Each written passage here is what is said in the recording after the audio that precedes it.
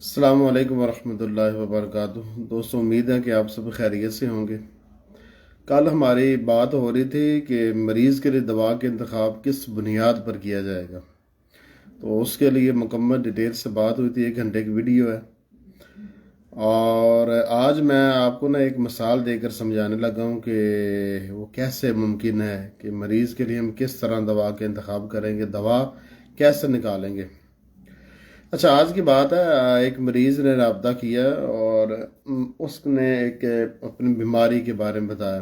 اب بیماری اس کی یہ ہے، اس کا کہنا یہ ہے کہ بعض اوقات اس طرح ہوتا ہے کہ وہ نا ذکر و اذکار زیادہ کرتا ہے، اور جس کی وجہ سے اسے عصر کے بعد یا رات کو اس طرح ہوتا ہے کہ معدے کے اندر خشکی اور جلن ہونے لگ پڑتی ہے، اور کبھی کبھی درد بھی ہوتا ہے۔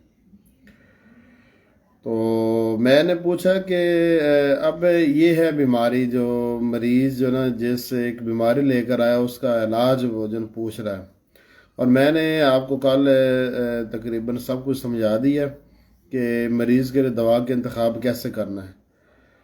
آج میں آپ کو یہ ایک مثال لے کر آیا ہوں، اس کو میں سمجھانے لگا ہوں۔ اب یہاں پر دیکھیں، مریض کا کہنا یہ ہے کہ وہ صبح ٹھیک ہوتا ہے، مگر اس کو دن کے آخری حصے میں یہ مسئلہ بنتا ہے، اور یہ مسئلہ بھی اس وقت زیادہ بنتا ہے جب وہ ذکر و اذکار زیادہ کرتا ہے۔ تو یہ اب یہاں پر دیکھیں، جو بھی بیماری ہے میں نے کل بھی آپ کو بتایا تھا کہ بیماری کا جو سبب ہے وہ بہت ہی زیادہ اہمیت رکھتا ہے کہ بیماری کس سبب سے شروع ہوئی ہے۔ یہ چیز بہت معنی رکھتی ہے کہ بیماری کس سبب سے شروع ہوئی ہے۔ اب اس میں دوستوں، اب دیکھنا یہ ہے کہ اس کے سبب پر غور فکر کرنا ہے، اور یہ غور فکر کرنا ہے کہ اس سبب کی وجہ سے بیماری کون سی پیدا ہو رہی ہے۔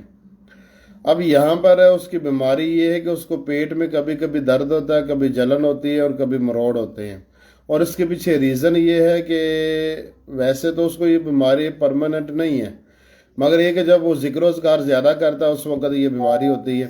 اب یہاں پر سوال یہ کہ اس بیماری کے لیے دوا کا انتخاب کیسے کیا جائے گا۔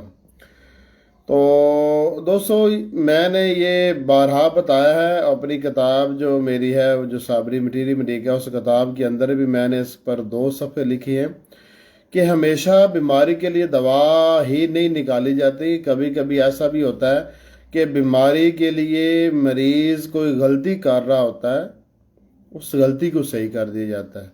جب اس غلطی کو صحیح کر دیا جاتا ہے تو پھر اس کی بیماری وہ ختم ہو جاتی ہے۔ اور یہ بہت مرتبہ ایسا ہوتا ہے کہ مریض ایک غلطی کر رہا ہے، آپ نے کیس ٹیکنگ کی، آپ نے اس کی مکمل بات سنی، اور آپ کو پتہ چلا کہ مریض کوئی غلطی کر رہا ہے، اس کے لائف سٹائل میں کوئی غلطی ہے، اس غلطی کی وجہ سے مریض کو یہ مسئلہ بنا ہے۔ اب لازمی نہیں ہے کہ آپ ایک شخص آپ کے پاس آئے، کوئی تکلیف، کوئی بیماری، کوئی پریشانی لے کر آئے تو آپ نے اس کو لازمی دوائی ہی دینی ہے۔ معالج کا کام ہوتا ہے مریض کو اس کا جو مرض وہ لے کر آیا، وہ جو تکلیف لے کر آیا، جو مسئلہ لے کر آیا، اس کو دور کرنا، چاہے وہ آپ دوا سے دور کریں، چاہے وہ اس کے جو لائف سٹائل میں خرابی ہے اس کو صحیح کر کے دور کریں۔ اب اس میں یہ ہے کہ یہاں پر وہ مریض غلطی ایک بس کر رہا تھا، وہ غلطی بھی میں نے اس کی صحیح کروائی، اور ایک چیز اس کی غذا میں نے ایڈ کر لی، اور اس طرح کا کیس سے پہلے بھی 1-2 کیس اس طرح کے آئے تھے میرے پاس، سیم اس طرح کے۔ ان کیسوں میں جو کچھ میں نے کیا تھا وہی بات، وہی طریقہ کار میں نے اس کیس میں بنایا۔ انشاءاللہ وہ 1 ہفتے تک، 2-3، میں نے اس کو کہا 2-3 دنوں تک آپ ٹھیک ہو جائیں گے، آپ نے بس 2 کام کرنے ہیں۔ اب وہ 2 کام کون سے ہیں وہ میں آپ کو بتاتا ہوں، جو آج کے مریض کو میں نے بتائے ہیں، اور یہ وہی 2 کام ہیں جو پہلے جو مریض آیا تھا اس کو میں نے بتایا تھا، اور مجھے یاد نہیں کچھ اور بھی مریض آئے تھے سیم اسی تکلیف کے ساتھ، ان کو بھی میں نے بتایا تھے۔ لوگوں کے ساتھ جو بہت زیادہ پڑھتے ہیں یہ مسئلہ ہوتا رہتا ہے، جو لوگ بہت زیادہ پڑھتے ہیں یا پڑھاتے ہیں ان کے ساتھ یہ مسئلہ ہوتا رہتا ہے۔ اب دوستو، میں بتاتا ہوں اس کو، میری تقریباً اس مریض سے 1 گھنٹہ بات ہوئی ہے، ٹھیک ہے نا۔ 1 घंटा मेरी उस मरीज से बात हुई है और उसको मैंने 2 बातें बस समझाई है। नंबर 1 उसको, अच्छा सबसे पहले जो मैंने उसको बात समझाई है, मैंने उसको कहा कि देखें हमारा जो दिमाग है ना, दिमाग ये जो हमारा माइंड है ये तकरीबन 60% तक फैट से बना हुआ है, और हमारे दिमाग की जो असल गज़ा है ना वो फैट है, जिसको आप चिकनाई कहते हैं, वो इसकी गज़ा है। और हमारा दिमाग जो ना इस फैट को, चिकनाई को ईंधन के तौर पर, फ्यूल के तौर पर अपने सारे अफ़ाल को सर अंजाम देने के लिए इस फैट को इस्तेमाल करता है जो कि हम खाते हैं। तो अब ये है कि आप क्योंकि ज़िक्र वज़गार ज़्यादा करते हैं और ये दिमागी मेहनत में आता है, तो आपको अपनी ग़ज़ा में फ़ैट को शामिल करना है। जी बेटा। बेटा वो लाइट चली गई है ना, मैं इधर वीडियो बना रहा हूँ ना, मैं बना लूँ फिर मैं उधर ले आता हूँ। मैं वीडियो बना रहा हूँ ना, मैं बना लूँ फिर मैं उधर आ जाता हूँ। हाँ, डर लगता है। अच्छा ले आते मामा को वो अपना मोबाइल ऑन करे। जाओ मामा को अपने मोबाइल की लाइट ऑन करो, जाओ। बैटरी लो है उसकी। अच्छा मैं फिर ये थोड़ी सी वीडियो बना लूँ ना, फिर मैं लेकर आता हूँ थोड़ी सी। आप इधर बैठो, उधर बैठो, उधर मेरे पास बैठो, मेरे पास बैठो। आप थोड़ी देर बैठो ना, मैं वीडियो तो बना लूँ ना। बैठो उधर, बैठ जाओ। ये तो है ना रोशनी बेटा, ये काम है ना रोशनी। अच्छा ठहर जो, मैं फिर मैं ले जा 5 मिनट, बस 5 मिनट मैं बात मुकम्मल कर लूँ ना, फिर ले आता हूँ मैं ऊपर। अच्छा उसको मैंने कहा कि असल बात ये कि आप दिमागी काम ज़्यादा करते हैं। ये जो ज़िक्र वज़गार होता है, पढ़ना पढ़ाना होता है, रिसर्च होती है, लिखना होता है, और कंप्यूटर पर जितना काम होता है ये सर खपाई का होता है। इसके लिए दिमाग को ना एनर्जी के तौर, बेटा ना लेकर जाना ना,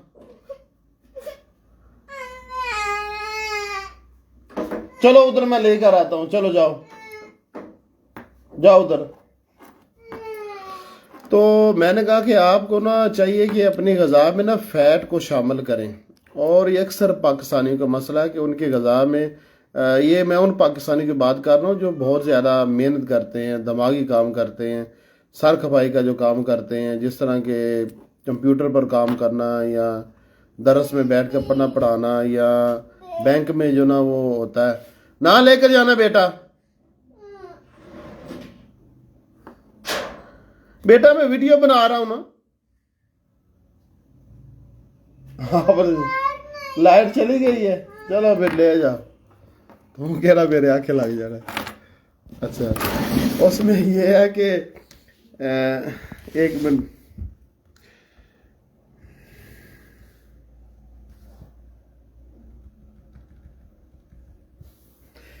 अच्छा उसमें अभी ना लाइट बंद हो गई है। उसमें बात ये हुई कि मैंने उनको ना 4 चीज़ें बताई हैं। नंबर 1, अपनी ग़ज़ा में देसी घी को शामिल करें, और अपनी ग़ज़ा से ये जो हमारे घरों में आजकल पूरे पाकिस्तान में दिन में 3 मरतबा हम सालन खाते हैं, इसके अंदर जो ये बाज़ारी घी शामिल है या ऑयल शामिल है, ये हमारे जिस्म में जब दाखिल होता है ना, ये हमारा दिमाग इसको एनर्जी के तौर पर इस्तेमाल नहीं करता। हमारा दिमाग एनर्जी के तौर पर उस फैट को इस्तेमाल करता है जो कि कुदरती है। और ये जो फैट है ये कुदरती नहीं है, ये जो फैट है ये कुदरती नहीं है, ये फैट मसनूई है। और ये जो फैट है ना, इसको हमारा दिमाग एनर्जी के तौर पर, ईंधन के तौर पर इस्तेमाल नहीं करता। आप इसको निकाल दें, उसकी जगह पर देसी घी शामिल कर लें।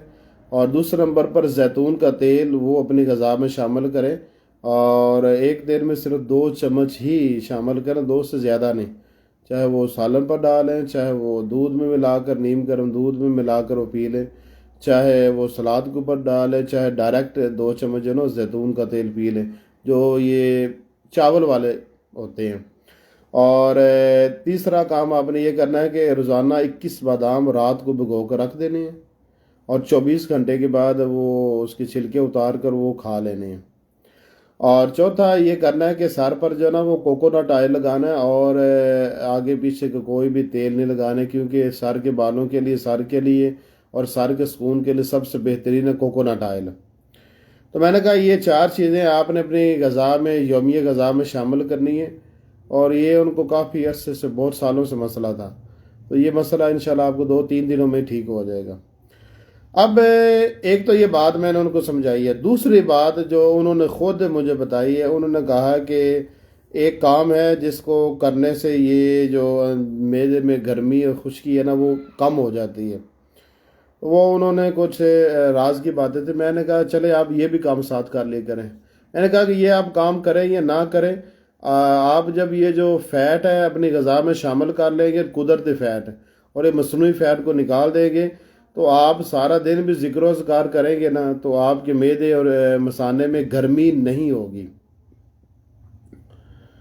یہ تو تھا آج کا کیس۔ اب یہاں پر دیکھیں، مریض لے کر آیا ہے کہ مرض، وہ کیا ہے، اس کے معدے میں گرمی اور تذابیت ہو جاتی ہے، ہوتی اس وقت ہے جب وہ بہت زیادہ ذکر و اذکار کرتا ہے، یہ ہوگی مریض کی بیماری۔ اب آپ نے بیماری کا سبب جاننا ہے اور اس سبب کے مطابق علاج کرنا ہے، اور یہاں پر بھی میں نے سبب جانا اور سبب کے مطابق اس کو علاج بتا دیا، اور یہ علاج پہلے بھی میں بہت مرتبہ کر چکا ہوں۔ یہ تو تھی آج کا کیس اور پہلے کا کیس، اور یہ آپ کو میں نے ایک مثال دے کر سمجھا دیا کہ آپ نے مریض کے لیے دوا کے انتخاب کیسے کرنا ہے۔ یہ بات یاد رکھے کہ ہنیمن نے بتایا ہے کہ ایک معالج کے لیے ضروری ہے کہ وہ اسباب الامراض کو جانے۔ ایک بہترین اچھے معالج کے لیے ضروری ہے کہ وہ اسباب الامراض کو جانے، یعنی وہ یہ جانے کہ کس سبب سے بیماری پیدا ہوئی ہے، اور وہ سبب ابھی موجود ہے یا نہیں ہے، اور اس سبب کے مطابق علاج کریں۔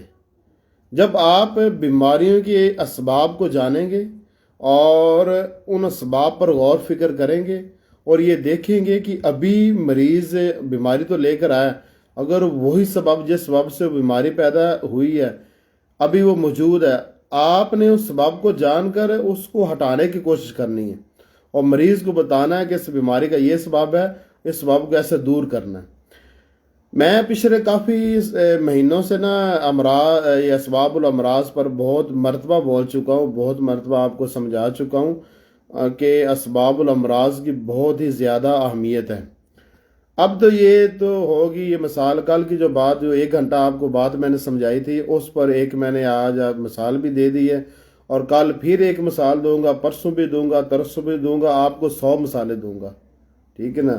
اگلے 100 دنوں تک میں آپ کو 100 مثالیں دوں گا، اور یہ سمجھاؤں گا کہ مرض کے لیے دوا کا انتخاب کیسے کرنا ہے، اور یہ مثالیں ہوں گی حقیقت پر مبنی ہوں گی، اور اس سے آپ کو دوا کا جو انتخاب کرنا ہے نا وہ آ جائے گا کہ مریض کے لیے دوا کا انتخاب کیسے کرنا ہے۔ اب یہاں پر نا میں ایک آپ کو بتانے لگا ہوں، یہ تو بات ہوگی مکمل، ایک ضروری بات کافی عرصے سے آپ سب کو بتانا چاہتا تھا، کہ وہ میں آپ کو بتاتا ہوں۔ وہ بات یہ ہے کہ دوستو، ہمارے اس معاشرے میں جو ڈائٹ کے بارے میں بہت ساری خرابیاں ہیں، ان خرابی میں ایک خرابی یہ ہے کہ لوگوں کی جو ڈائٹ ہے، یعنی دن میں جو کچھ وہ کھاتے پیتے ہیں، اس میں وہ تقریباً، بیٹا یہ ہے، اچھا چلو آپ ادھر چلو نا، میں یہ وہ سیشن پورا کر لوں لیکچر، پھر میں ادھر آ جاتا ہوں، چلو یہ بھی ہے، ہاں بس اس کو رہنے دو۔ اچھا، جتنی بھی تقریباً ہمارے پاکستان میں جو کھانے پینے کا جو غذائی ترکیب ہے نا، یہ تقریباً سارے ہی غلط ہے۔ اب اس میں ایک بہت بڑی غلطی میں بتاتا رہتا ہوں جی، وہ ادھر ہے، ادھر اس کمرے میں ہے، ادھر ہے، ہاں ادھر اس کمرے میں میں آ کر دیتا ہوں۔ پھر وہ لائٹ آن کرو نا جو لے کر گئے ہو، جاؤ لائٹ آن کرو، وہ کیوں آف کی ہے؟ اچھا، یہ جتنی ہمارے پاکستان کے اندر جو یہ ترکیب ہے نا کھانے پینے کی، یہ دن میں جو کچھ بھی پاکستانی کھاتے ہیں، اس میں بہت زیادہ خرابیاں ہیں۔ ان خرابیوں میں کہ سب سے اور بہت بڑی خرابی یہ ہے کہ ہماری غذا میں جو فیٹ شامل ہے، یہ مصنوعی فیٹ شامل ہے، اور قدرتی فیٹ ایک تو ہم نے نکال دیا اور 3 کو ہم نے داخل نہیں کیا۔ اور اب ہونا یہ چاہیے کہ پاکستان میں بھی ترقی یافتہ ملکوں کی طرح ان کی غذا میں مصنوعی فیٹ کو نکال دیا جائے اور قدرتی فیٹ پر واپس سے لایا جائے۔ تو اس موضوع پر انشاءاللہ پھر کبھی بات کریں گے، یہ کافی لمبا موضوع ہے، ایک ویڈیو اس پر میں انشاءاللہ بتاؤں گا۔ میں ڈھونڈ کے دیتا ہوں، میں آتا ہوں ادھر، میں ڈھونڈ کے دیتا ہوں۔ تو پھر انشاءاللہ بات کریں گے۔ تو امید ہے کہ آپ کو یہ آج کی مثال کی بھی سمجھ آئی ہوگی، اور آپ نے یہ جو میں 100 دنوں میں 100 کیس کامیاب بتاؤں گا نا، آپ نے محض کیسوں پر غور نہیں کرنا۔ یہ جو نسخہ بازی کا نظام ہے نا، اس کو چھوڑیں۔ جو بنیادی بات ہے نا، بنیادی اصول ہے، بنیادی طریقہ کار ہے، اس کو سمجھیں، اور یہ جانیں کہ کس طرح ہم مریض کے لیے صحیح دوا نکال سکتے ہیں اور مریض کے لیے صحیح دوا کا انتخاب کر سکتے ہیں۔ کل انشاءاللہ ایک اور مثال کے ساتھ، ایک اور کیس کے ساتھ حاضر ہوں گے۔ تو امید ہے کہ آپ کو پسند آئی ہوگی۔ اللہ حافظ دوستوں، فی امان اللہ۔